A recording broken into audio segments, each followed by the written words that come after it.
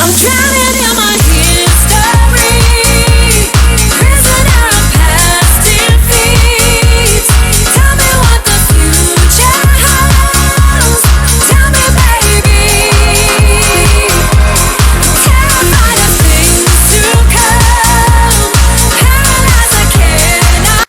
They're creepy and they're kooky, mysterious and spooky. Yes indeed, the old in-laws have been round my gaff again, so I can't make any jokes about being whisked away to the Bahamas by a bevy of blonde beauties. To contain myself though, I decided to take a butcher's at 1991's The Addams Family for the Super Nintendo, which was released just in time for the movie. The game was developed by Ocean Software, who were notorious for being handed the majority of movie licenses and tasked with making a tie-in game type situation with somewhat mixed results. I made an Addams Family game. That sounds like a capital idea to me. How could they go wrong? It's gotta be a hit, right? Jimmy Hill. Well, just like my Uncle Barry and his big bloke mates trying to fit into a Robin Reliant after a boozy pub crawl, it's all got a wee bit Pete Tong.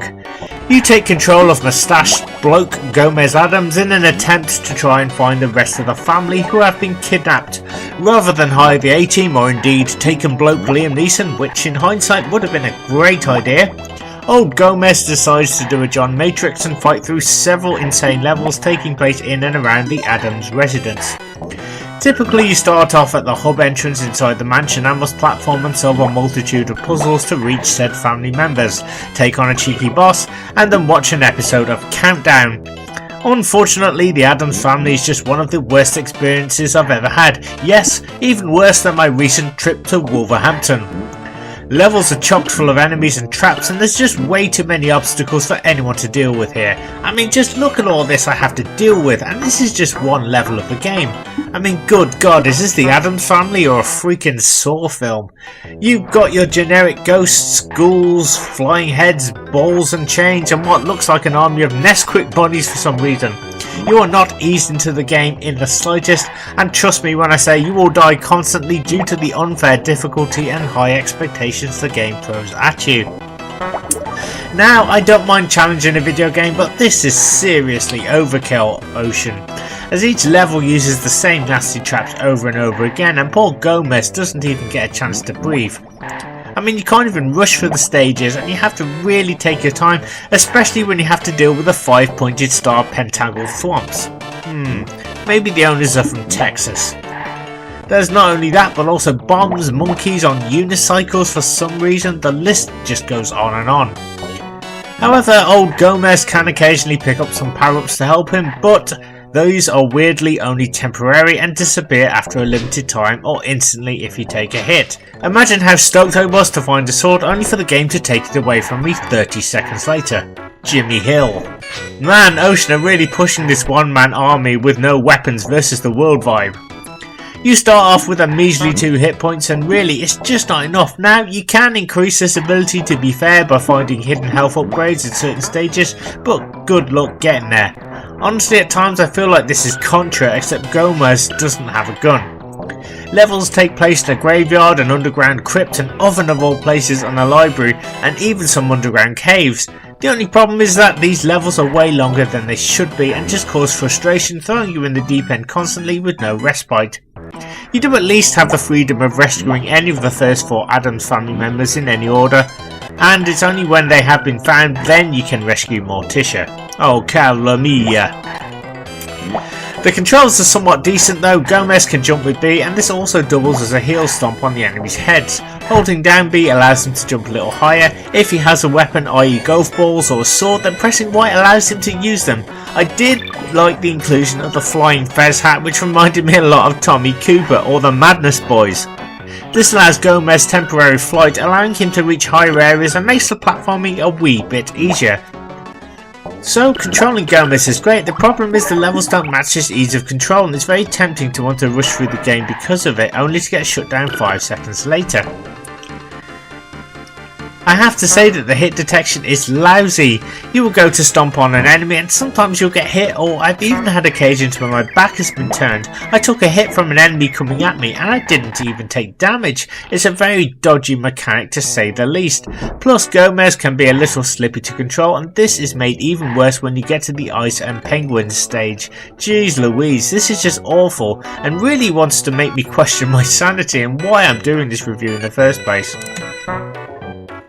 One problem I found with the Addams Family is the game constantly insists that you jump between blocks, and this is super awkward, especially when you're going up or down, and does require a little bit of precision. 9 times out of 10, if there's a bottomless pit or lava pit in your way, then you're almost guaranteed to go down. The game does at least have infinite continues, and you are given a password after beating a boss, which does ease the pain a little, but still you need a mammoth amount of skill and luck to make it through one single stage. Oddly enough, there are some redeeming features though. The Addams Family is incredibly rewarding, with hidden rooms chocked full of cash and 1-ups for anyone wanting to go off the beaten path, and you are rewarded with said 1-ups each time you beat a tricky boss. The puzzles are just so stupid. I mean, I get that I have to hit switches to open new areas or to create blocks to higher platforms, but if I die it means I have to hit them again most of the time. So I'll hit a switch, make progress, and then I'll be further ahead, but I'm blocked off because the game won't remember the fact that I just pushed the switch at all. As much as I don't think the Addams Family is very good, it's almost like the seeds of a great game exist here, but only very briefly. To give Ocean Software the benefit of the doubt, they only had a mere 4 months to develop the game to ensure it would be out to time with the movie. I mean, the hub world is a great idea, and having to try and work your way through them is cool. They even have some great ideas like Gomez getting to ride on a train because he loves trains, and a gondola, but even these sections just feel rushed and are just not as polished as say later SNES games that use the same kind of gimmick. I mean, given a bit more time, I would have loved to see an Addams Family Metroid RPG type game, which would have been a lot more enjoyable, but maybe they just didn't have the time. I mean, the pressures of trying to produce a game in 4 months is ridiculous, but I suppose at least Ocean give it a shot. It doesn't help that the game bears no resemblance to the movie whatsoever. I mean, there's no Mamushka for one thing, and you don't even get to see Festus' bride Abigail, and the game kind of does its own thing. I mean, I think some fun can be had if you can force your way through and memorise every single trap and enemy pattern. You may be able to adapt to the game. There were times I did kind of enjoy the Addams Family, but there's just way too much stuff to be dealing with, and this spoils the experience for me. At the very least, it does give me a warm dose of nostalgia as to how a lot of early 16-bit platform games were, but it's just not enough for me to want to recommend it. Really, I would probably say if you are super curious, then give it a go. If you're a hardcore gamer with tons of patience, then I think you might get something out of it. The graphics, sound and visual style are pretty good for an early SNES game, but like Joe Bloke's chat up lines, it does need a lot of work and polish to balance out the insane difficulty, change the uninspiring bosses, and just give the game a bit more personality. It's a real shame, as I said, there's plenty here that they could have really expanded on. Okay, I'm off now for a few cheeky pints and to check my answering machine in the vain hope that maybe one day Kim Basinger will return my calls. Take care and I'll see you next time.